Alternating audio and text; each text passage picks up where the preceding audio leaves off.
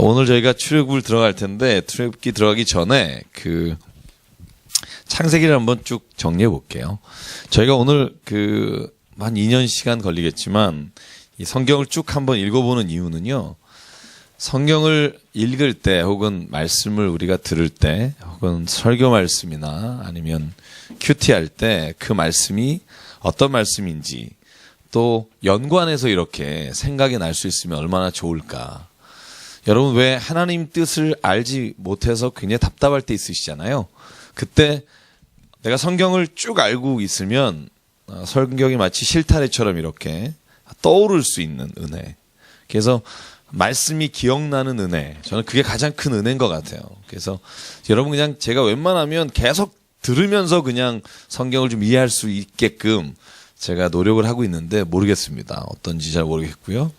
제가 창세기 1장부터 50장까지 한번 쭉 같이 가볼게요. 한번 그냥 여러분 연상작용을 하시면서 오늘 한번 15분 정도는 거기에 할애를 하고 8시부터 시작하면 어떨까 하는 생각을 갖고 있고요. 제가 창세기를 1장부터 50장까지 말씀드릴 때 일단 둘만 딱 기억하라 그러셨죠. 말씀을 드렸죠. 1장부터 몇 장까지? 11장. 그죠? 네. 그냥 1장부터 11장까지 여기가 주로 우리가 원역사라고 말하는데 아브라함이라고 하는 구체적인 민족의 족장이 나오기 전에 하나님께서 인간을 왜 창조하셨는지 또 인간이 왜 하나님을 떠나게 되었는지 왜 하나님께서는 인간을 홍수로 심판하셨는지 또 하나님은 왜 바벨탑 사건을 통해서 사람에게 흩어지게 하셨는지 또 언어를 주셨는지 이런 4가지가 이 안에 있다고 말씀을 드렸습니다. 그래서 1장부터 11장까지를 우리가 보통 원역사라고 부른다 말씀을 드렸고 12장부터 50장까지는 여러분 그냥 딱 하나만 기억하시면 됩니다. 4사람이 나온다. 이름을 대보죠. 누구죠? 아브라함. 그 다음에 이삭. 그 다음에 야곱. 그 다음에 요셉. 제가 한번 이제 질문으로 가볼게요. 쭉 정리를 질문으로 해보겠습니다. 아브라함이 몇 장에 나오죠? 12장에 나오죠. 몇 장에 돌아가시죠? 오, 그렇게 오래 사셨어요? 그래. 12장에서 몇 장에 돌아가시죠? 아브라함이 죽는 게 25장일 겁니다. 네, 25장. 25장 하면 기억나는 거 없으세요? 아브라함이 죽는 장면 있고요. 또 뭐가 있죠? 빨리 뒤져보시죠. 사라는 몇 장에 죽죠? 23장에서 죽습니다. 그때 막벨라 굴을 사죠. 헷족속에게 은 400세켈. 그래서 막벨라 굴, 지금의 헤브론. 그죠? 마물의 나무 아래 거기도 똑같은 겁니다. 마물의 상수리도 막벨라 그 지역입니다. 그러니까 25장에 또 아브라함이 죽는 사건 뒤에 뭐가 나오죠? 그렇죠. 그래서 태어나자마자 파축 사건까지 나올 거예요. 그죠? 자, 이삭이 어디서 태어나죠? 이삭이 태어나는 게 어디죠? 몇 장이죠? 21장이죠. 네. 언제 돌아가시죠?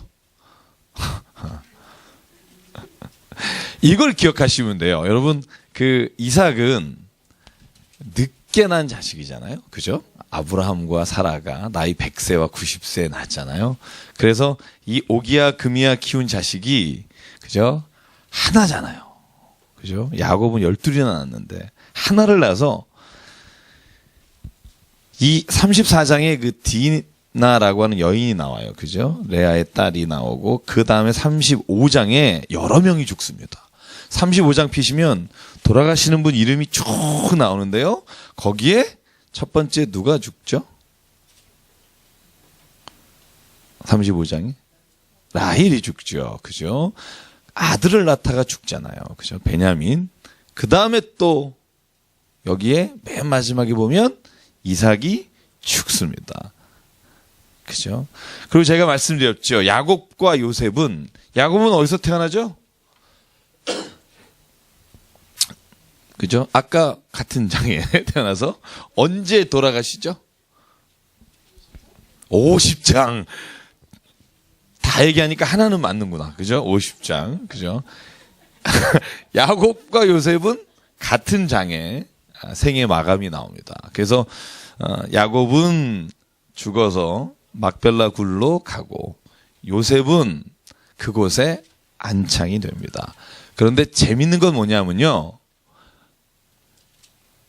이 요셉의 시신을 여러분 출애굽기 읽어보시면 모세가 가지고 나오게 됩니다. 그죠? 궁금하죠? 그런 게 있었나 싶죠? 그죠? 출애굽할 때.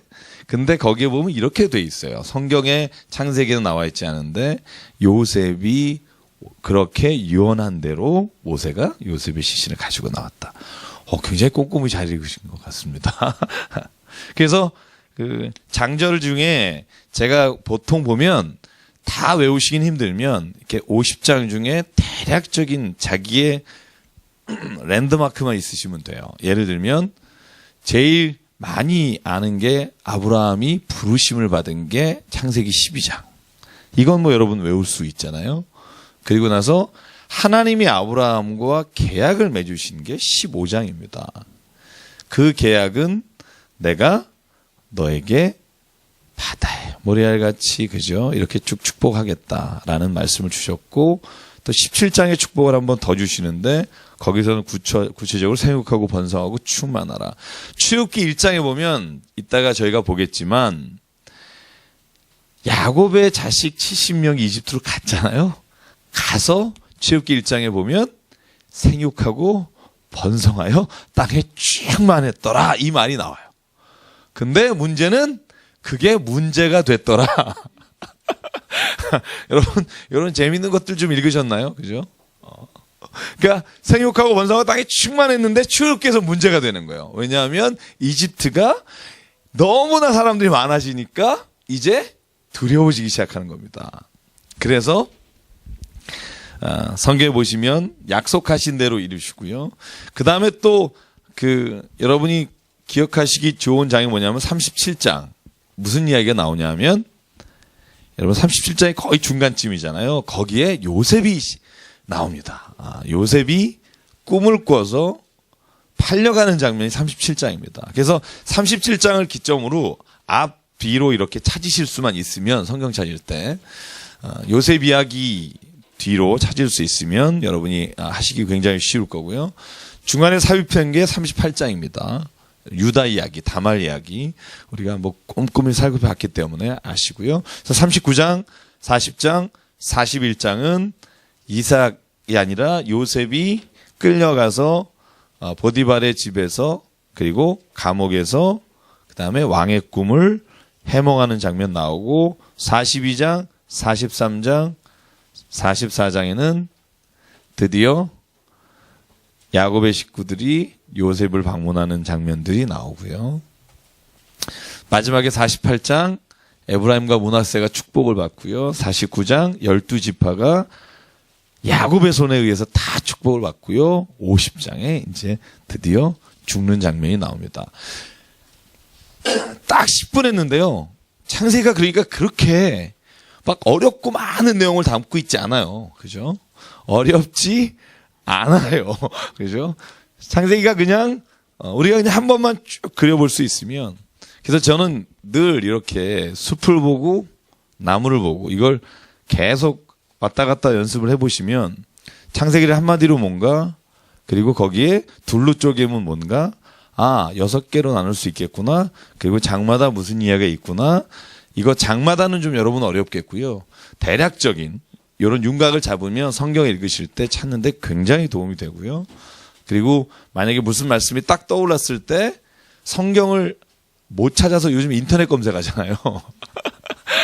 그것도 좋지만 성경을 찾는 데 도움이 되실 것 같아요. 그래서 혹시 마지막으로 창세기 질문 있으시면 오늘 질문하고 그 다음에 출애굽기로 넘어가겠습니다. 오늘 출애굽기에 갈 길도 좀 멀기 때문에 혹시 질문 있으세요? 창세기 읽다가 야, 이게 잘 이해가 안 갔다.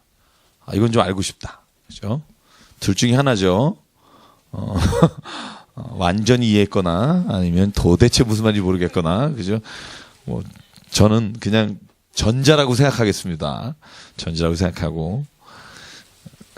자, 이제 그러면 드디어 대망의 출애굽기를 시작합니다. 근데 이 출애굽기는요, 여러분 나눠드린 한번 교재 보실래요? 제가 여러분 나눠 출애굽기 서론이라고 한 거 제가 나름대로 정리를 한 건데요. 출애굽기는 이제 야곱의 7 식구들이 이집트로 건너가면서 시작됩니다. 한번 재밌는 게 있습니다. 뭐냐면 창세기부터 출애굽기 사이에 400년 정도의 공간이 있습니다. 근데 성경은 두 군데가 빈 공간이 있는데 또 하나가 있죠. 말라기부터 마태복음도 400년 정도의 공백이 있습니다. 그래서 성경은요, 쭉 이어가다가 요 출애굽기 전에, 그러니까 요셉이라고 불리우는 그 이집트의 총리 대신이 된 이후에 400년 동안은 침묵기예요. 거기에 관한 기록이 없어요. 그리고 나서 갑자기 모세가 나와서 출애굽을 하는 이 400년의 침묵기가 있고, 말라기도 BC 400년경에 쓰였고요. 마지막 그 예언서라고 하는데 그 이후에 예수님 오실 때까지 400년이 침묵기입니다. 근데 이 침묵기에 관한 기록은 어디에 있느냐? 말라기부터 마태복음 사이의 기록은 여러분 천주교에 가면 천주교의 성경에 마카비아 상하서라는 게 있습니다. 그 마카비아 상하서라는 게 BC 167년경에 유대 땅에 있었던 어떻게 말하면 로마의 항구에서 일어났던 그 일들을 기록한 게 마카비아 상하서입니다. 그래서 유대 땅에 예루살렘 성이 무너진 이후에 유일하게 그래서 이 출애굽기가요, 이 공백 기간을 어떻게 우리가 알 수 있을까요? 궁금하잖아요. 왜냐하면 이 400년이라는 기간이 이집트의 역사에 나오느냐, 이집트 역사 안에 추측할 수 있을 만한 정도의 자료들은 남아 있는데, 그런데 완벽하게 이해할 수 있는 자료들이 이집트 역사에는 없고요. 제가 지난주에 혹시 여러분 말씀드린 거 기억하는지 모르겠습니다만, 왜 요셉이라고 하는 인물이 이집트에서 총리 대신의 자리에 올라갈 수 있었을까 하는 겁니다. 제가 지난주에 말씀을 드렸죠. 그 힉소스 왕족 혹은 힉소스족이라고 하는 이 족속이 이집트를 점령했던 시기가 있는데 1650년 BC입니다. 그 다음에 1575년경 요 기간을 힉소스족이 점령을 했다고 하는데요. 제가 오늘 이건 조금 아마 10분 정도는 여러분이 그냥 전체적으로 이해할 수 있는, 여러분 책을 읽어보면, 성경책 말고요, 여기에 관한 책을 읽어보면 여러분이 헷갈리는 거 있어요. 뭐냐면 출애굽기 시기에 관한 겁니다. 언제 출애굽했는가? 그때 여러분 어느 책에 보면 BC 1446년이라고 나오는 데가 있어요. 그죠? 어느 책에 보면 BC 1290년이라고 나오는 게 있어요. 왜 이렇게 다를까? 대부분 성경의 근거에서 연수를 계산하면 BC 1446년이 나오고요. 고고학적인 연구를 통해서 점검을 하면 BC 1290년이라는 숫자가 나옵니다. 이 차이가 왜 나오냐 하면 그냥 재미로 들으십시오. 어디 가서 들을 기회가 별로 없어요. 설교할 때 제가 이건 못하잖아요. 이 차이는 힉소스 왕족 때문에 그래요. 그러니까 이집트의 역사는요, 1왕조부터 31대 왕조까지가 굉장히 긴, 그러니까 BC 3000년부터 거의 그 BC 330년경에 여러분 알렉산더 대왕이 탁 죽고 난 다음에 마케도니아, 알렉산더가 이끌어갔던 마케도니아 헬라 제국이 무너지잖아요. 그러면서 여러분 네 왕조로 나눠지는데요. 그중에 이 프톨레마이오스라고 하는 왕조가 있습니다. 그 왕조가 다스린 지역이 어디냐면 이집트 지역, 아프리카 지역이에요. 그러면 셀루커스 왕조가 다스렸던 데가 바벨로니아와 그 다음에 우리가 늘 중요하게 생각하는 유대, 팔레스틴 지역. 그러니까 이 두 왕조가 맨날 싸움을 하게 돼요. 그래서 예수님 태어날 때도 이 싸움 안에 있는데 그때 있었던 마네커라고 하는 그 역사학자가 제가 쓴 기록을 읽어드릴게요. 제가 그 마네토라고 하는 사람이 그 이 프톨레마이오스 왕조 때 이집트 역사를 정리한 사람입니다. 이집트에서. 그래서 이집트 왕조를 1왕조에서 31왕조까지 연구해서 한 사람인데 이 사람이 이 힉소스가 이집트 왕조를 쳐들어와서 무너뜨리잖아요.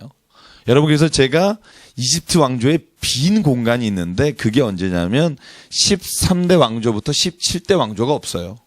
기록이 없습니다. 왜냐하면 이집트는 진짜 역사를 꼼꼼히 기록하는 나라입니다. 그래서 여러분 BC 3000년부터 상형 문자, 셈족 언어를 가지고요. 이 모든 일대 왕조부터 기록이 있습니다. 근데 이 중간에 기록이 없어요. 그중에 특별히 16대, 17대 왕조에 대한 기록이 없어요. 왜냐하면 이때는 이집트의 정통 왕조가 아니라 그 힉소스라고 하는 민족이 이집트를 점령하면서부터 이 기간에 통치했기 때문에 18대 왕조는 여러분이 잘 아는 사람으로 시작합니다.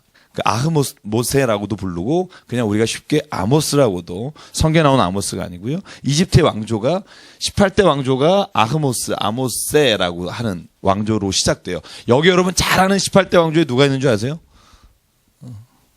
투트모세라고 하는 투트모세 1세, 2세, 3세 그게 18대 왕조예요. 그럼 여러분 19대 왕조 여러분도 그러니까 18대 왕조 때 출애굽했다. 이게 1446년설이고요. 만약에 19대 왕조 때 출애굽을 했다. 이때 우리가 잘 아는 우리가 이집트 하면 떠오르는 남자 람세스 1세, 2세가 19대 왕조예요. 여러분 만화 영화 있죠? 이집트의 왕자. 그죠? 그 이집트 왕자 보신 분? 안 보셨어요? 이집트 왕자 보신 분? 이집트 왕자 거기에 나오는 이집트의 왕 이름이 뭐예요? 람세스예요. 그러니까 이걸 알 수 있어요. 이집트의 왕자 만화는 람세스 때 출애굽을 했다고 그 설에 근거해서 만든 영화입니다. 이건 아직도 우리가 해결을 못한 상태예요. 그죠? 어렵습니다. 왜냐하면 고고학적으로 힉소스 왕족을 제외하고 요셉이 총리가 되긴 좀 어렵다. 근데 힉소스가 어떤 민족이냐? 이집트가 기록한 역사책이 이렇게 되어 있습니다. 제가 읽어드릴게요. 트투모세 왕의 치세 중에 일어난 일이다. 신이 우리에게 왜 화가 났는지 모르겠다. 난데없이 동방으로부터 근본도 모르는 종족이 들이닥쳤다. 승리를 자신하고 있던 그들은 힘으로 물어붙이면서 이렇다 할 전투 한번 치르지 못하고 우리 땅을 차지했다. 그들은 무력으로 우리 지도자를 압도했으며 무자비하게 도시를 불태우고 우리들의 신전을 유린했다. 국민들은 잔혹하게 사령에 달했고 부녀자와 어린아이들은 노예로 끌려갔다. 중간 생략하고요. 그는 전략적 요충지 한 곳을 선택하여 그곳에 새로 성곽을 두르고 24만 명이라는 병력을 배치하여 지키도록 했다. 한편으로는 자신의 군대를 조련하여 외국인들에게 공포심을 조성했다. 이게 힉소스 왕조에 대한 이집트의 기록입니다. 그래서 그 기간의 기록은 이집트에 없습니다. 그러다 보니까 연대 측정하기가 좀 어려운 부분이 있고요. 또 BC의 연대 측정 방법은 우리의 지금 1년, 2년, 3년, 4년과는 다르기 때문에 우리가 다른 것들을 추정해서 연대를 측정해야 되기 때문에 참 어려움이 많습니다. 그래서 저는 지금 고고학적인 발견이 너무너무 많이 돼 있기 때문에 이 BC 1290년 제가 BC 1446년을 근거로 한 창세기 43장부터 쭉 여러분 자료에 써드렸어요. 보시면 이러이런 근거에서 그죠? 특히 솔로몬이 성전을 건축한 이야기 그 전에 430년 치세 4년에 성전을 건축하더라. 이 기간을 가지고 1446년이다. 1290년이다. 그러면은 동일하게 또 뭐가 달라질까요? 야곱이 이집트로 내려간 시기가 달라집니다. 여기는 BC 1870년인가 그렇고요. 제가 교재는 안 썼지만 1270년. 그죠? 1720년. 그러니까 이게 조금씩 150년 정도 차이가 납니다. 그러니까 어쨌든 여러분 왜 이런 얘기를 드리냐면 성경은요, 정말 얼마나 많은 사람들이 이게 진짜인지 아닌지를 눈이 시퍼렇게 밝혀내려고요, 지금도 땅을 파고 있습니다.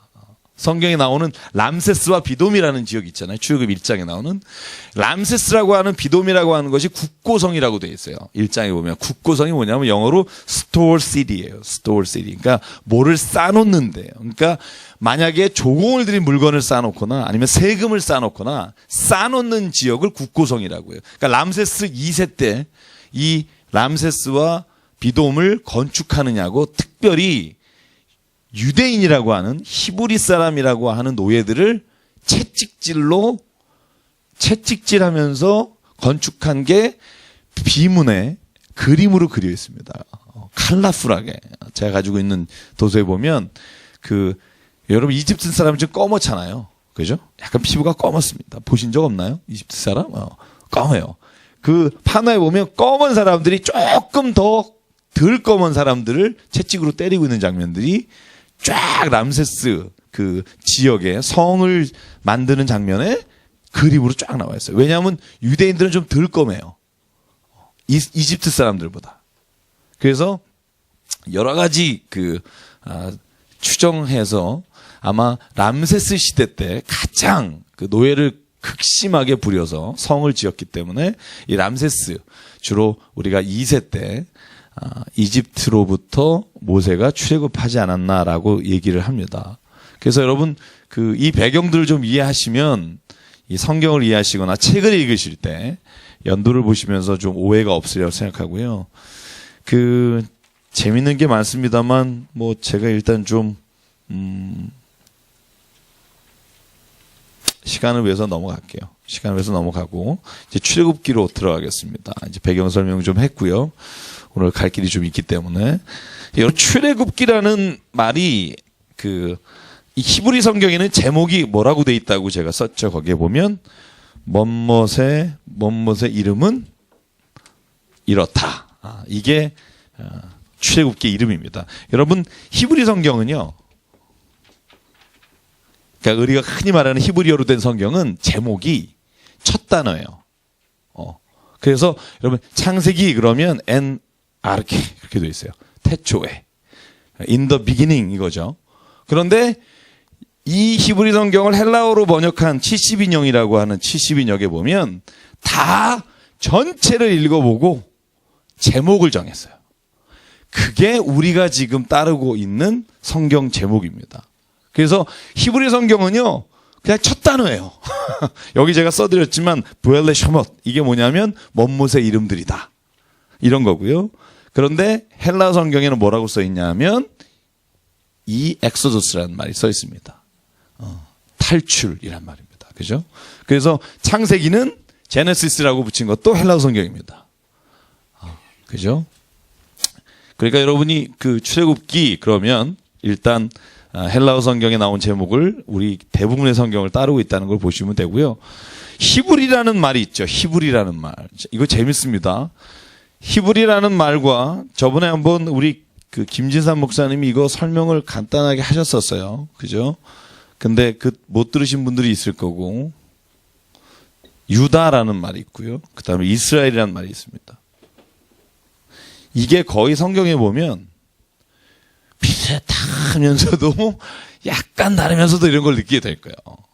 출애굽기에는 이 히브리 사람이란 말, 창세기 14장 13절부터 나와요. 제가 여기 썼지만 이 아브람을 가르쳐서, 아브라함 이름이 바뀐 게 17장이잖아요. 14장에 아브람을 가르쳐서 롯이 잡혀갔을 때 어떤 전령이 찾아와서 아브람에게 당신 조카가 잡혀갔습니다라고 알려줄 때 히브리 사람 아브람에게라고 되어 있어요. 히브리 사람 아브람에게. 그래서 이 히브리 사람이란 말은요, 민족의 이름이 아닙니다. 민족의 이름이 아닙니다. 히브리라는 말은요, 하브루, 합비루 뭐 이런 말로 번역이 되는데 원래 의미는 뭐냐 하면 그냥 쉽게 떨거지들 이런 말입니다. 떨거지들. 그러니까 왜 그런 말이 붙냐 하면 히브리라는 말은요, 특정한 어느 민족을 지칭하는 말이 아니라 고난당하는 사람, 그리고 힘이 없는 사람들을 일컫는 말입니다. 그래서 히브리라는 말은요, 재밌습니다. 다윗 이후에는 성경에 나오지 않습니다. 히브리 족속, 히브리 사람이란 말은 성전 건축하며 이스라엘 민족이 완전히 정립된 다음에는 유다라는 말이 나옵니다. 유다. 여러분, 유다는 잘 알겠지만 야곱의 네 번째 아들입니다. 그리고 이스라엘 전체를 지칭하는 민족의 이름이 됐습니다. 이스라엘은 역시 야곱의 말입니다. 그 아버지 야곱의 이름입니다. 그래서 이 나중에 우리가 그 사사기 이후에 이스라엘의 역사를 쭉 공부하면 나오지만 유다라는 이름을 성경에서 쓰기보다는 이스라엘이라는 이름을 쓰기보다는 유다라는 이름을 많이 씁니다. 왜 그러냐면 남북이 갈라졌을 때 북쪽의 나라 이름이 이스라엘이었고 남쪽이 유다였기 때문에 유다라는 이름을 잘 많이 씁니다. 그래서 유대민족이란 말을 굉장히 많이 쓰고요. 그래서 성경에 보면 이 히브리라는 말에 대해서 여러분이 잘 좀 이해하시면 읽으시면서 도움이 되리라고 생각하고요. 마지막으로 내용 요약을 좀 해보겠습니다. 출애굽기는 1장부터 40장까지입니다. 이제 여기 보십시오. 뭐 책 봐도 안 나오고요. 자, 이제 출애굽기가 1장부터 40장이다. 이것도 쉽습니다. 나중에 우리가 나무는 보겠지만 숲을 먼저 보면 이렇습니다. 출애굽기 1장부터 40장까지는 여러분 그냥 딱 한 가지만 기억하십시오. 모세가 이스라엘 백성을 이끌고 나가서 시내산에 도착할 때까지 거기에서 하나님께서 율법과 성막에 대한 이야기를 주시는 것까지가 출애굽기에 나오는 내용의 전부입니다. 얼마나 쉬워요. 출애굽해서 시내산에 가서 돌판 받는 얘기입니다. 그죠? 그 얘기가 출애굽기입니다. 여러분 또 헷갈리는 거 있어요. 비슷비슷하면서 막 굉장히 헷갈리는 거.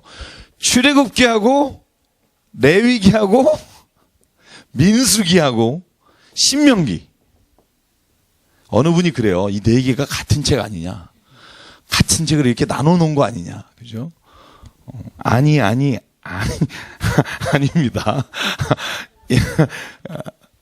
간단하게 말하면 이래요. 여기는 시내산까지예요. 시내산. 그죠? 그러면 레위기는 뭐냐? 시내산에서 받은 율법에 관한, 제사에 관한 구체적인 법을 기록하고 있는 거예요. 27장에 걸쳐서. 그러니까 이 하반절에 율법을 받은 자세한 내용들을 레위기는 적는 거예요. 그러니까 레위기에는 이동이 없어요. 어디로 가고 어디로 가고 어디로 가고 이런 게 없어요. 그러면은 민수기는 뭐냐? 시내산부터 가는 거예요. 무슨 말인지 아시겠죠? 민수기는 그냥 시내산부터 어디까지 가냐 하면 가나안 땅에 들어가지 못해요. 가나안 가는 여정이에요. 그래서 민수기에는 백성을 세면서 계속 여정을 하다가 여러분 민수기 13장에 보면 정탐꾼을 보냈는데 정탐꾼들 중에 10명이 그래서 40년 동안 도는 얘기예요. 이렇게 돌아버리는 얘기입니다. 가나안 땅에 못 들어가고 40년을 유린하는 얘기가 민수기예요. 그래서 목전에 가는 것까지가 민수기에 관한 겁니다. 그러면 신명기 뭐냐? 신명기는 모세가 하나님으로부터 받은 은혜와 그 계명을 가지고 자기 백성들에게 한 3편의 설교입니다.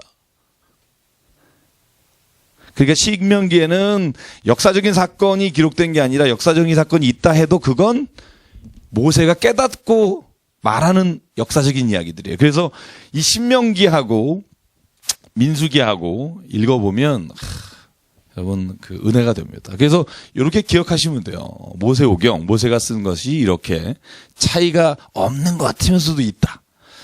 그렇게 기억하시면 되고요. 그러면 출애굽기는 1장부터 40장인데 요걸 쪽 3개로 잘라보자. 그죠?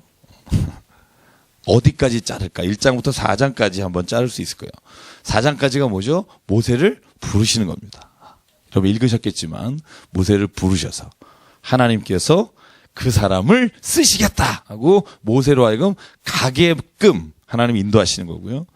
4장부터 6장까지는 여기는 따로 나누진 않겠습니다만 모세가 바로에게 여러 가지 얘기를 하지만 바로가 말을 듣지 않으니까 7장부터 재앙이 시작됩니다. 그래서 7, 8, 9, 10 9가지의 재앙이 10장까지 계속되고요. 그다음에 11장, 12장이 드디어 6월절 첫 번째 장자를 죽이는 10번째 재앙이 12장까지 있습니다. 그리고 13장부터는 쭉 이동을 해서요. 14장에 홍해에 다다르게 되고요. 홍해를 지나게 되면서 모세 찬가와 미리암 찬가가 나오고요. 그 다음에 찬가가 다 지나서 이동한 다음에 그 19에서 24장까지가 소위 말하는 십계명과 율법에 관한 주어진 것들이 나오고요. 그죠? 그다음에 25장부터 쭉 40장까지가 성막에 관한 이야기입니다.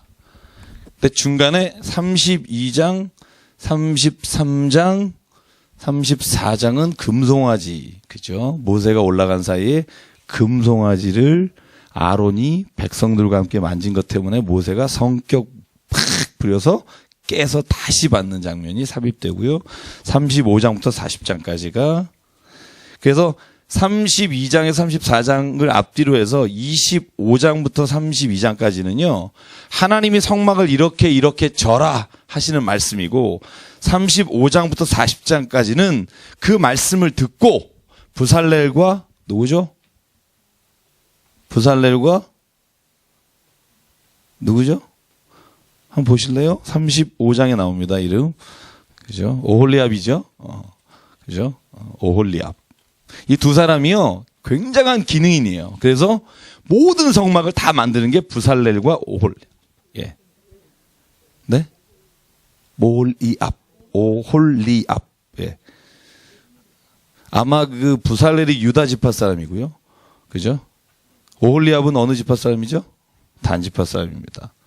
이 두 사람이 하나님의 계명에 따라서 성막을 짓고 그리고 휘장을 짓고 그죠? 물두멍과 번제단과 이런 걸 짓는 장면이에요. 그래서 똑같은 얘기가 두 번 나옵니다. 읽다가 짜증내지 마시고요. 그런 의미에서 두 번 나온다. 이렇게 생각하시면 됩니다. 하나님이 가르쳐주고 가르쳐준 대로 만들고. 그래서 어렵지 않아요. 출애굽기도 일단 그렇게 시작합니다. 자, 이제 들어가 볼까요? 들어가 보겠습니다. 출애굽기에 대해서. 참 이렇게 꼬셔가면서 성경을 읽어야 되니까 참 그죠? 네, 1장 네, 읽겠습니다. 1장부터 시작을 해볼게요. 제가 여러분에게 그 요약한 것들은 여러분 참고하셔서 집에서 보시고요. 자, 이제 1장 1절부터 한번 나가보겠습니다. 굉장히 4장까지만 해도 오늘 4장 이상은 어려울까 않을까 싶은데 질문이 많아요. 읽으시면서 아마 질문이 많았을 겁니다. 제가 여러분하고 한번 그 질문거리를 같이 얘기해 볼게요. 자, 야곱과 함께한 이스라엘의 아들들 이름이 나오죠. 자, 우리 복습하면서 2절부터 7절까지 읽을게요. 시작. 르벤과 시몬과 레위와 유다와 이사갈과 스불론과 베냐민과 단과 납달리와 갓과 아세리요. 야곱의 허리에서 나온 사람이 모두 70이요. 요셉은 애굽에 있었더라. 요셉과 그의 모든 형제와 그 시대의 사람은 다 죽었고 이스라엘 자손은 생육하고 불어나 번성하고 매우 강하여 온 땅에 가득하게 되었더라. 아멘. 이게 문제가 되는 거죠. 그러니까 여러분 땅에 충만하고 번성하고 이게 항상 좋은 것만은 아닐 수 있다라는 생각을 해봅니다. 제가 늘 그러잖아요. 설교 말씀드릴 때 돈이 있을 때 유혹이 더 많다. 죄를 지을 기회가 더 많다. 저는 그건 참 많은 것 같아요. 맞는 말인 것 같아요. 그렇다고 뭐 돈이 없는 사람은 죄를 안 짓냐 이런 말이 아니라 죄를 지을 기회가 조금 더 많아지는 것 같다. 누가 저에게 이런 얘기가 물어봐요. 돈이 많았던 적 있으시냐고. 별로 없어요. 제가 그냥 그 안에서도 좀 있을 때 그렇다 이런 얘기지 뭐 그렇죠. 오늘 보면 사람의 이름 12명의 아들의 이름을 적은 순서가 창세기하고 달라요. 눈치채셨나요? 뭐가 다를까요? 원래 순서는 어떻게 돼 있죠? 여러분 한번 복습 삼아 나가 보면 맨 처음에 아들은 르우벤이고요. 그 다음에 시몬과 레위고 그 다음에 유다입니다. 그 다음에 원래 누굴까요?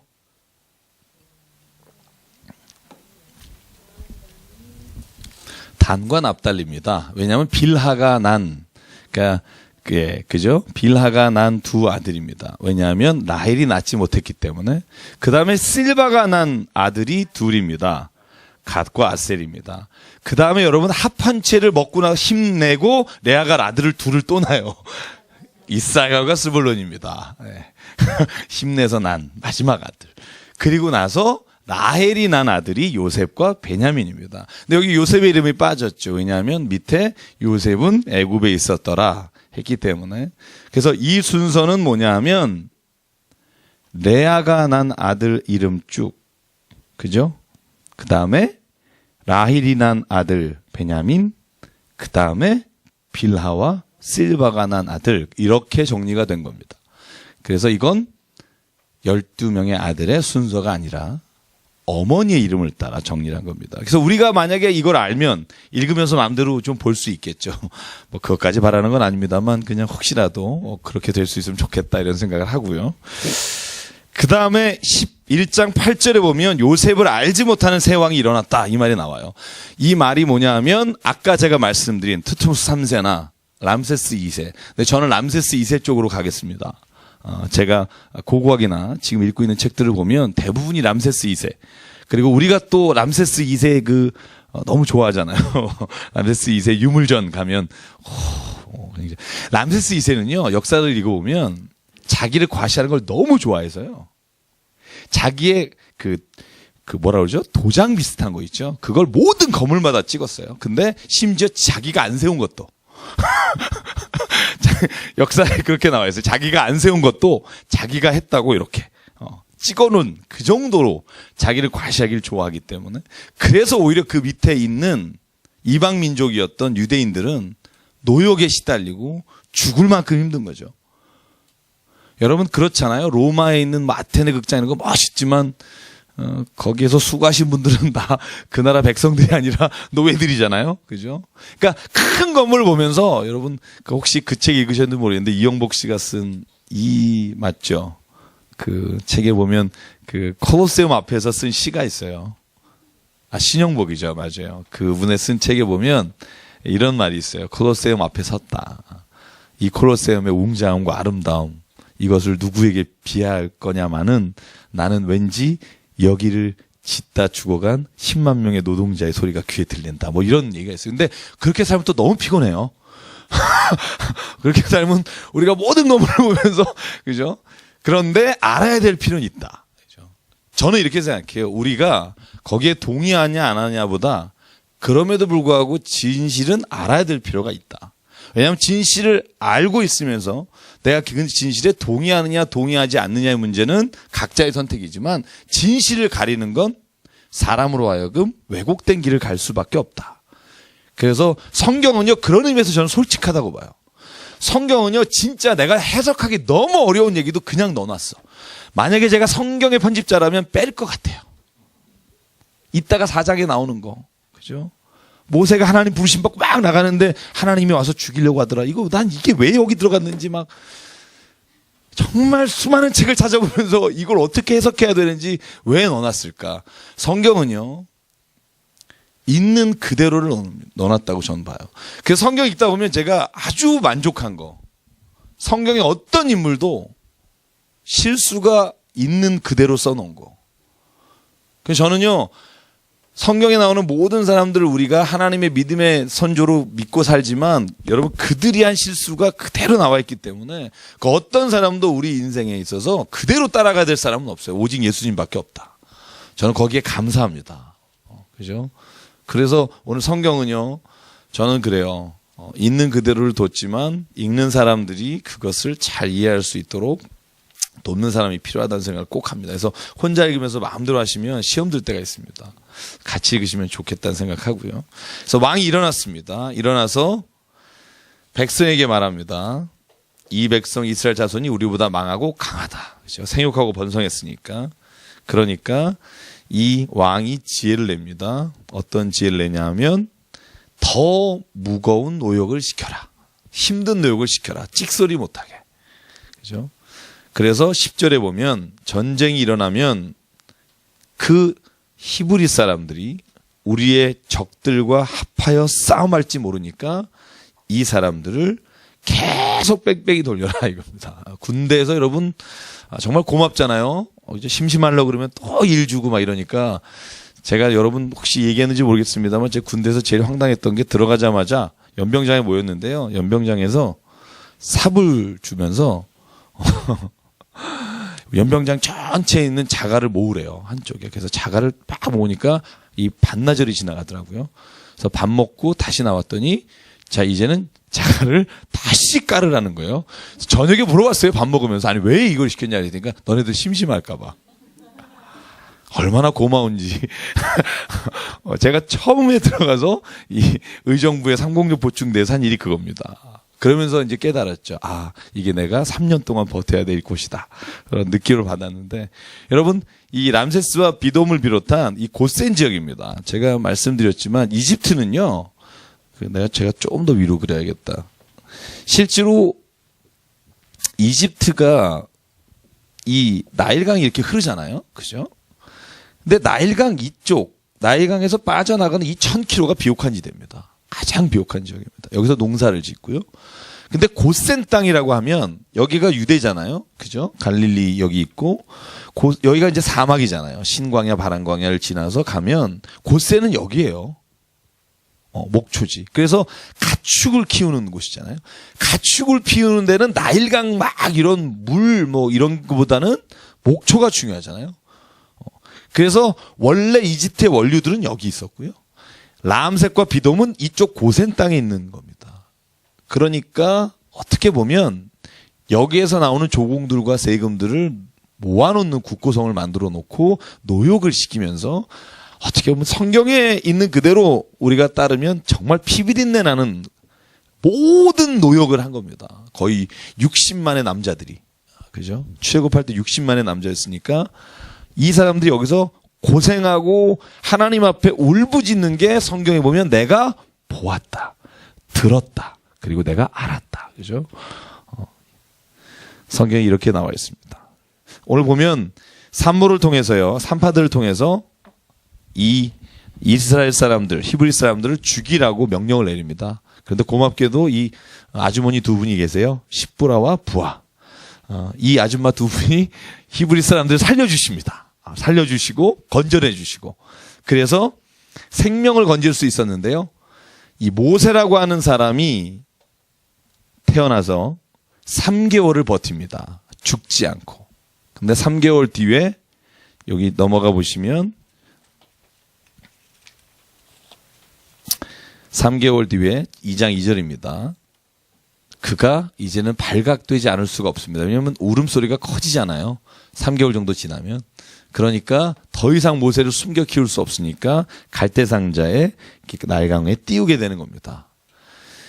근데 여러분 제가 그냥 하나를 이해를 돕기 위해서 이 비돔과 람셋이 얼마나 풍요로웠나. 그러니까는 히브리 사람들에게 풍요로운 게 아니라 그 당시에 이집트 사람들에게는 얼마나 풍요로운 곳이었는지를 편지가 있어요. 그러니까 젊은 학생이 선생님에게 쓴 상형문자의 편지를 해독한 문서가 있는데요.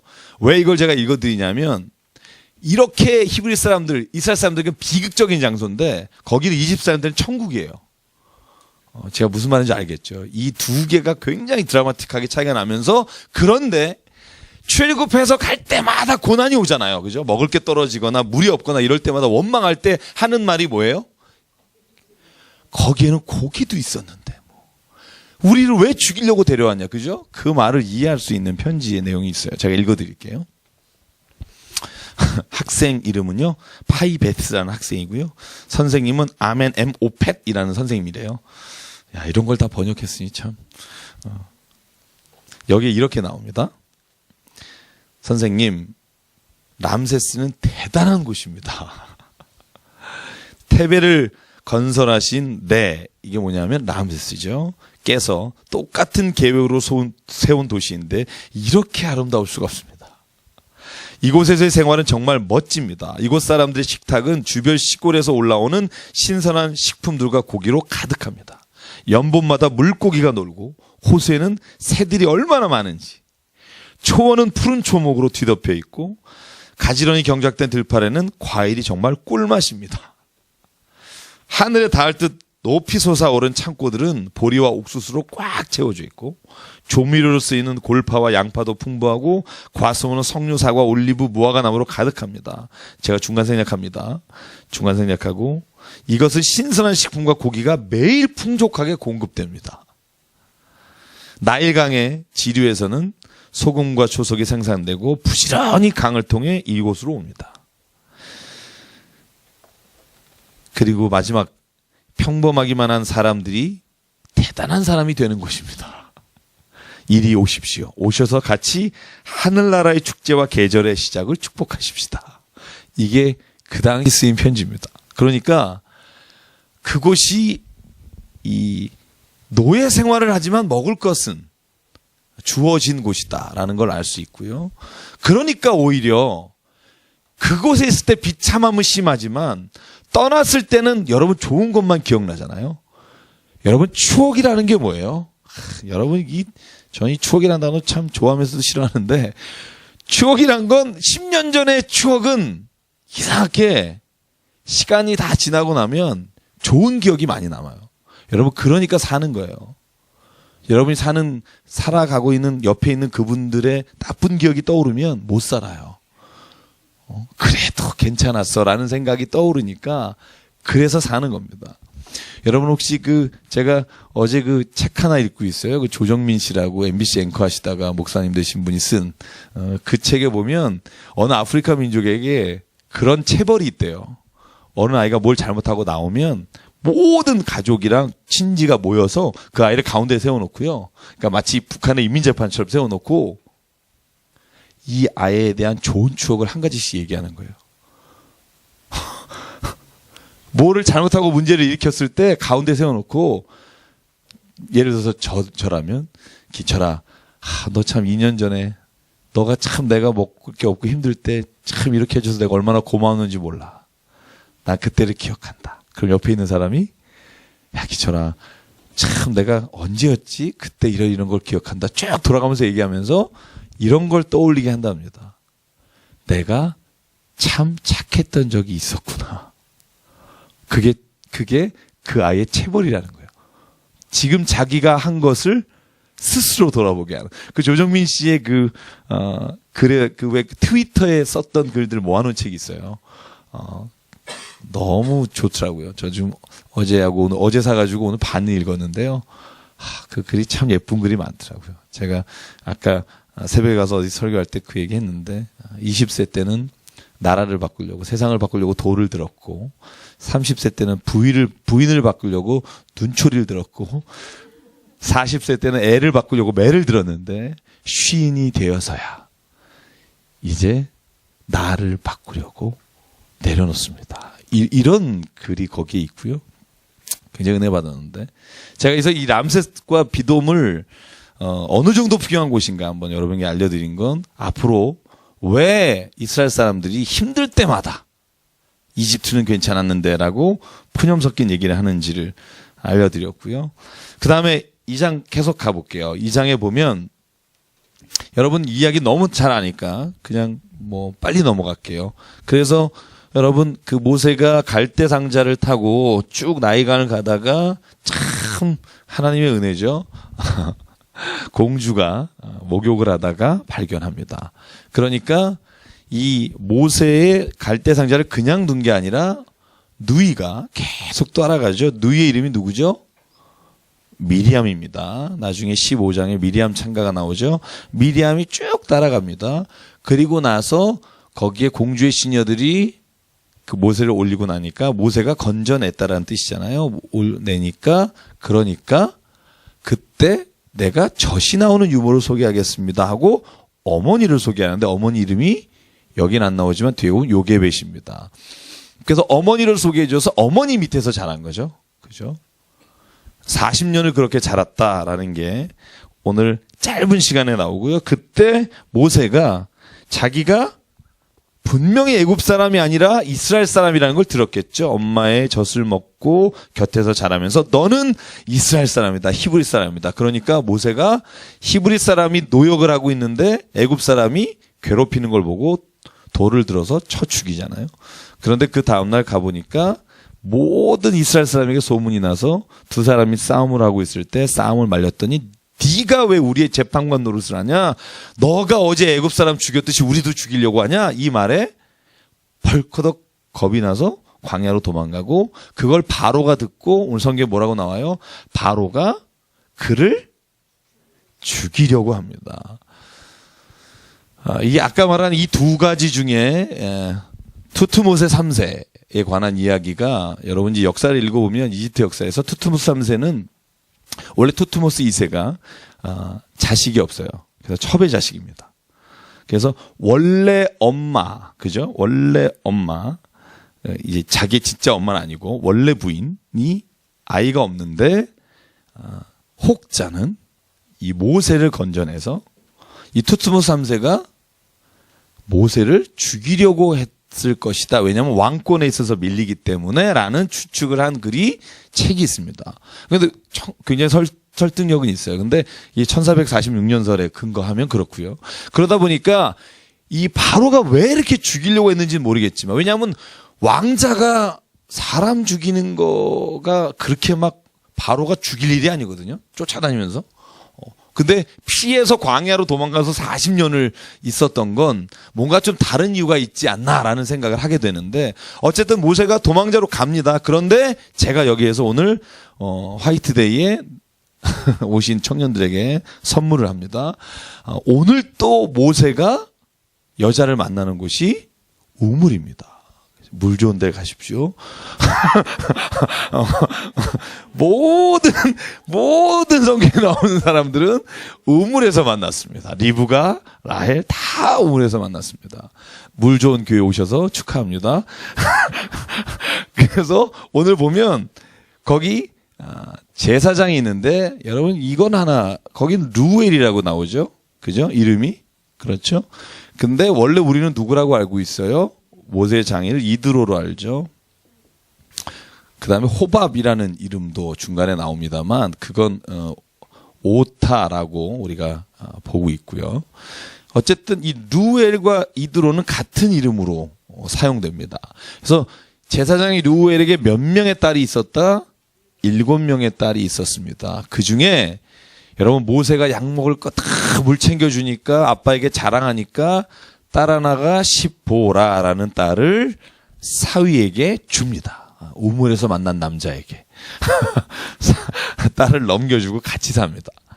근데 제가 이게 정확한 건지 모르겠습니다만 제가 본 주석서에 의하면 이 루엘이라는 이름은 평소에 그가 사용하는 이름이고 이드로라는 이름은 제사장 직분을 수행할 때 갖는 이름일 것이다. 그래서 항상 그런 두 가지 이름이 공통으로 쓰였을 것이다라고 주석을 하는데 전 굉장히 동의하는 입장입니다. 그래서 성경을 읽다가 이름이 다르다. 이름이 이게 두 개인 사람이 성경에 보면 바울과 사울도 그렇죠.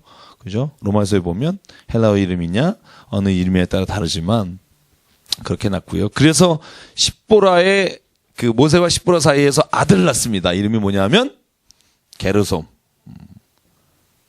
이 게르솜이라는 뜻이 그죠. 이방인이라는 뜻도 있고 도피처라는 뜻도 있고 여러 가지 뜻이 있는데 나그네가 되었다라는 뜻으로 그죠 태어납니다. 그런데 이제 2장 23절 24절에 팁이 있죠. 뭐냐면 하나님이 고통의 소리를 들으시고 누구를 기억해요? 아브라함과 이삭과 야곱에게 세운 뭘 기억해요? 언약을 기억했다. 저는 이게 굉장히 오늘 드리고 싶은 말씀의 하이라이트입니다. 그죠? 참 저는 이 부분이 굉장히 저도 지금 질문을 던지면서 굉장히 은혜가 되면서 하는 막 두 가지가 교차하는데요. 뭐냐면 하나님이 모세 시대에 이스라엘 백성이 에집트에서 고통 가운데 막 부르짖는 소리를 들으셨고 보셨고 아셨는데 그들을 건져내시기로 결정하신 게 뭐냐면 아브라함과 이삭과 야곱과 약속한 언약을 기억하셨더라. 전 이 말이 무슨 말일까? 여러분 무슨 말인 것 같습니까?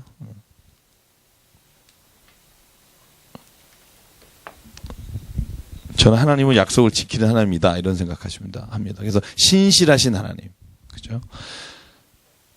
저는 이 말씀을 왜 기억하냐면 제가 제 인생을 돌아보면 뭐 아주 오래 산 건 아닙니다. 뭐 여기 사신 분 죄송한데 하나님 앞에 내가 약속하고 서약했던 것 혹은 하나님께서 내게 마음속에 주셨던 약속이나 응답이 시간을 돌이켜보면 하나님께 그 모든 것을 인도하시고 계시는 것을 저는 확 깨달을 때가 있습니다. 그러니까 오랜 시간 동안 내가 멈춘 적은 있고 뭔가 내가 중단한 적은 있어도 결국 이렇게 한 시점을 뒤돌아서 딱 보니까 하나님은 진짜 내게 약속하셨던 것들을 내가 하나님 안에 있지 않아서 지키지 못한 것은 있었어도 하나님은 그 길을 늘 인도하셨구나. 내가 그 길에 원치 않아서 도망간 적은 있었어도 하나님은 늘 이 언약을 기억하고 계셨다는 것을 깨달을 때가 참 많습니다. 그래서 저는 이 아브라함하고요, 제가 아까 여러분에게 일부러 말씀드린 게 그거예요. 아브라함하고 언제 약속했느냐? 12장, 15장, 17장 3번 약속하셨고요. 이삭에게도 약속하셨고요. 야곱에게도 약속하셨습니다. 야곱하고는 2번 약속하죠. 28장, 32장. 뭘 약속해요? 아브라함과 똑같은 것을 야곱에게 약속하십니다. 생육하고 번성하고 땅에 충만하라. 오늘 나온 것처럼 그 약속도 하시고 그리고 반드시 내가 너희 자손을 통해 하나님의 이 길을 인도하시겠다. 내가 너와 함께 하겠다는 약속을 하셨고요. 그래서 여러분 여기에 계신 모든 분도 저는 하나님과 내가 하나님 안에서 맺은 약속이 있다면 반드시 이루실 줄 믿고 나가기를 원합니다. 그러면 저는 반드시 하나님이 내가 다른 길로 가지 않으면 약속하신 그 일을 이루시는 분이라는 사실을 확신합니다. 그게 어떤 일이든 내가 그 길이 과연 될까? 이건 나의 생각이고 전 하나님이 내게 주신 마음들은 다 이루어주신 것 같아요. 다 이루어주신 것 같아요. 제가 구체적인 얘기는 안 하겠습니다. 요즘도 느끼는 게 있는데 자랑이라 그럴까 봐. 궁금한 채로 집에 돌아가셔서 다음 주에 뵙을게요. 3장에 보면 3장에 조금만 더 할게요. 오늘 3장에 보면 드디어 모세를 부르시는 장면이 나와요. 그죠? 여기가 이제 여러분 호렙산입니다. 그죠? 호렙산에 이르렀을 때 하나님 떨기나무가 불에 타는데 떨기나무는 전혀 타지 않고 불길은 올라오는데 하나님께서 이렇게 말합니다. 4절 모세야 모세야 뭐라고 말하죠? 내가 여기 있나이다. 많이 봤죠? 어디에 나오죠? 이사야 6장 8절. 내가 여기 있나이다. 근데 그 다음 말이 없어요. 이사야는 뭐라 그러죠? 나를 보내소서. 여러분 성경 아시죠? 네, 그죠? 이사야 말합니다. 누가 나를 위해 갈고 그때 이사야가 말하기를 내가 여기 있나야 나를 보내소서. 이게 이사야의 말이고 모세는 그냥 나는 여기 있습니다. 보내소서라는 얘기를 안 해요. 그러니까 끈질기게 하나님하고 둘이 싸움이 시작됩니다. 그죠? 보내소서를 안 하니까 이게 왜 안 하지? 그러고서는 하나님이 이제 계속 꼬시는 장면이 나옵니다. 여러분 이사야 같은 사람이 되기 원하십니까? 모세 같은 사람이 되기 원하십니까? 어차피 갑니다. 제가 성경 보니까 어차피 가요. 갈 사람은 가니까 편하게 가십시오. 이렇게 나중에 써놓고 민망하게 가지 마시고 얼마나 모세가 다음에 봤을 민망했을까? 그죠? 저 말 못하는데요. 나 하나님이 누군지 모르는데요. 애들이 하나님 봤냐고 물어보면 뭐라 그러죠? 이게 계속 자기가 생각해도 민망한 얘기를, 그죠? 4번이나 반복하는 거 보시죠. 그죠? 자, 3장 7절에 또 나옵니다. 보고, 듣고, 알았다. 저는 이 말씀을 읽으면서 그런 생각을 했어요. 여러분 성경을 읽을 때 저는 그런 생각해요. 단지 3000년 전에 주신 그 사람에게 주신 모세에게 주신 말씀이 아니라 오늘 나에게 주신 말씀이라고 믿으면 하나님은 오늘 우리를 보고 우리의 이야기 기도를 듣고 우리를 알고 계십니다. 그죠? 시편의 기자의 말이 그거잖아요. 그분은 나의 앉고 서심을 아시며 내가 걸어가고 멈추는 것을 아시며 내가 어디에 있든지 하나님은 아십니다. 여러분 이걸 믿으면 우리의 삶에 있어서 두려울 게 없고요. 또 최선을 다하지 않을 수 없고 그래서 오늘도 우리의 삶에서 그렇게 하나님이 함께 하시고요. 그래서 하나님께서 가라. 그죠? 3장 10절입니다. 같이 읽을게요. 10절, 11절. 12절까지 시작. 이제 내가 너를 바로에게 보내어 너에게 내 백성 이스라엘 자손을 애굽에서 인도하여 내게 하리라. 모세가 하나님께 아뢰되 내가 누구이기에 바로에게 가며 이스라엘 자손을 애굽에서 인도하여 내리이까? 하나님이 이르시되 내가 반드시 너와 함께 있으리라. 내가 그 백성을 애굽에서 인도하여 낸 후에 너희가 이 산에서 하나님을 섬기리니 이것이 내가 너를 보낸 증거니라. 아멘. 참, 이 음성을 듣기를 원합니다. 그죠? 너는 내 것이다. 내가 너와 반드시 함께 하겠다. 근데도 모세는 의심합니다. 그래서 13절에 묻습니다. 사람들이 나한테 당신 이름이 뭐냐고 물으면 뭐라고 말합니까? 그렇죠? 그 이전에는 하나님의 이름이 다 엘입니다. 엘. 그죠? 엘이라는 이름. 그래서 르엘, 아까 그 장인 이름 르엘, 그러면 엘을 섬기는 자 이런 말이에요. 그러니까 엘. 그러니까 그런데 오늘 다른 이름을 주세요. 그죠? 그 이름이 우리가 잘 아는 3장 14절이 뭐죠? 이게 야훼라는 말입니다. 그죠? 대문자로 써야 되는데 제가 그냥 소문자로 썼습니다. 그죠? 야훼. 그래서 성경에 그 히브리어에 보면 이렇게 되어 있어요. 야훼, 아쉐르, 야훼. 그죠? 그게 뭐냐면 나는 나다 이거예요. 야훼, 야훼, 아쉐르, 야훼. 그래서 이름이 뭡니까? 나다 이겁니다. 제가 저번에도 얘기했죠. 하나님은 별로 타협할 생각이 없어요. 당신이 누구십니까? 그럼 나다. 네가 오든지 안 오든지. 솔직히 하나님 정도 되면 그 정도 해도 되잖아요. 그죠? 저도 우리 애한테 그러는데 뭐 싫으면 나가. 죄송합니다. 그죠? 하나님 정도 되면 이름이 어떻게 되세요? 나다. 제가 세교선행 공부할 때 제가 쓰는 요법이 충격요법입니다. 충격요법. 제가 좋아하는 소크라테스의 그 요법을 씁니다. 네가 무식하다는 걸 인정하게 만듭니다. 창조론과 진화론 중에 뭐가 믿을 만하지? 진화론이요. 진화론 좀 설명해 볼래? 못하는 사람이 90%예요. 못하는 사람이 90%입니다. 여러분 대학을 다니고 졸업해도요. 그냥 대략적으로 압니다. 그러니까 무기질에서 유기질. 그래서 눈치를 봅니다. 네. 당신도 속고 있을 수 있다. 그걸 의심하기 시작하면 성경에 하나님에게 마음을 열게 되더라고요. 제가 그걸 요즘 이렇게 보면서 아하, 자기가 믿고 있다고 확신하고 있다는 건 역시 자기가 근거 있는 게 아니고 그냥 들은 것 혹은 자기가 습관적으로 한 것에 의해서 얽매여 가고 있는 사람이 너무나 많다는 걸 깨닫습니다. 특히 젊은 사람도 그렇고 나이 드신 분도 그렇고. 그래서 저는 신앙은 뭐냐? 신앙은 새로운 세상에 눈을 뜨는 거다. 그죠? 그래서 제가 이런 표현을 써요. The other side를 보는 겁니다. 지금까지 보던 거에 다른 면을 보는 게 믿음입니다. 지금까지는 눈에 보이는 것, 내가 이성적으로 판단하는 것, 내가 감정이 내게 요구하는 것을 따라 살았지만 내가 하나님을 알고 나서 영적인 것을 내가 믿고 난 다음엔 내가 사람의 다른 면을 보고요. 세상의 다른 면을 보게 될 때 그때 내 안에 정말로 세상에서 지금까지 내가 가지지 못했던 새로운 욕구가 생기고 새로운 믿음이 생기고 새로운 시작점이 생긴다는 거예요. 그게 믿음입니다. 다른 걸 보는 겁니다. 세상을 같이 바라보고 있지만 다른 걸 보는 겁니다. 저는 여러분 안에서 하나님의 살아계심을 봅니다. 아멘입니까? 제가 지난번에도 말씀드렸지만 당신의 자녀 얼굴에서 하나님을 봐야 되고요. 여러분의 교회 얼굴에서 하나님을 봐야 합니다. 비록 힘들어도 비록 아닌 것 같다는 생각이 가끔 들어도 그럼에도 불구하고 저는 성경에 그 말씀이 있잖아요. 형제가 동거하면 어찌 그리 아름다운지요. 그죠? 그 안에 눈물도 있고 아픔도 있고 힘든 게 있지만 그런데 가만히 보면 그 모든 것들이 다 하나님의 은혜로 올 때가 있습니다. 저는 그게 진짜 하나님 안에서 주신 축복인 것 같아요. 인생이 편하고 좋고 행복하기만 하기를 바라죠. 그런데 그렇게 사는 게 진짜 인생에 있어서 참 맛을 보고 사는 걸까? 아닌 것 같다는 생각이 들어요.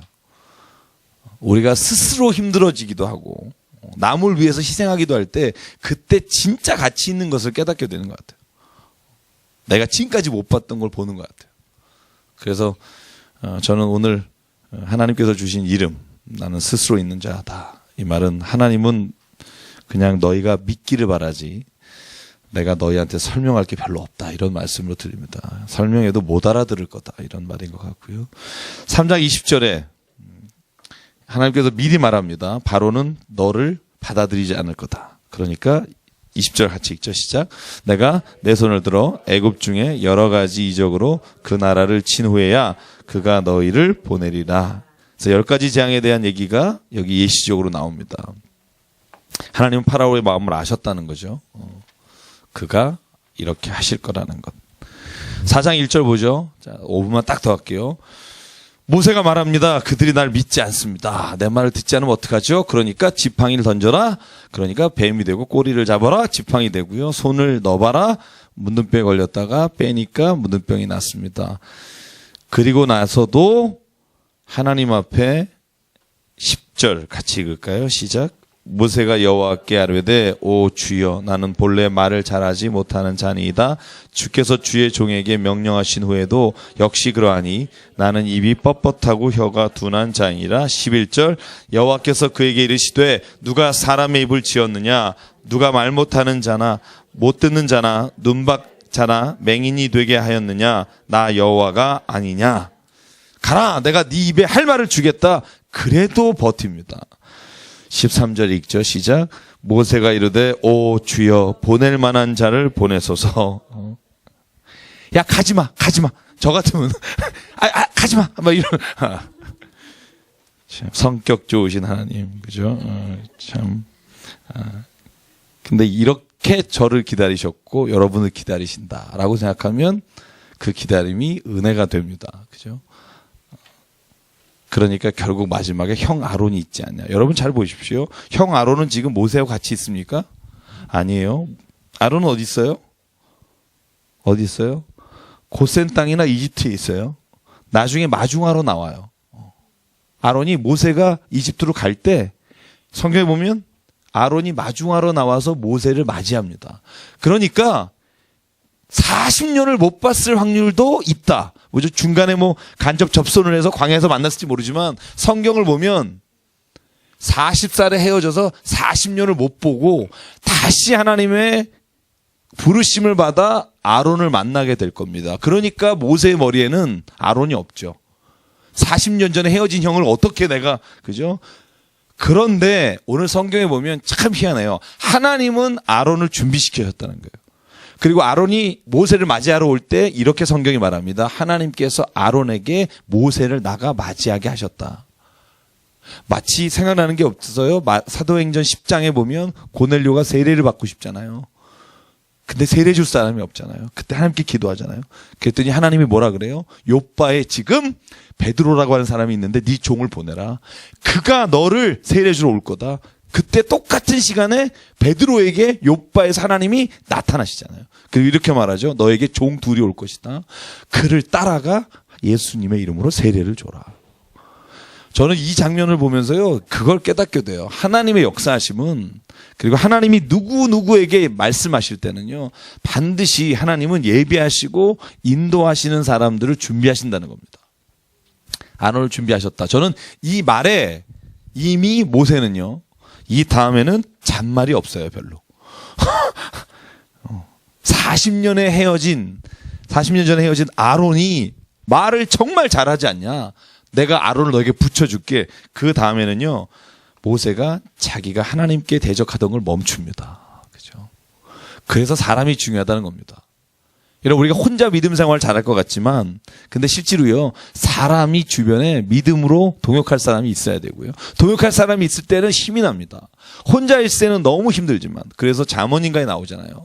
한 줄은 끊어지기 쉬우나, 삼겹줄은, 그래서 제가 삼겹살을 좋아하잖아요. 삼겹줄은 끊어지지 않는다. 그게 뭐냐면, 혼자 신앙생활을 하는 건 힘들지만 함께 동거할 때 신앙은 능력으로 나타날 때가 너무나 많다는 거예요. 찌질해 보이지만 동역할 수 있는 사람이 있으면 거기엔 역사가 나타난다는 겁니다. 고요. 잠깐 기도할게요. 잠깐 기도하겠습니다.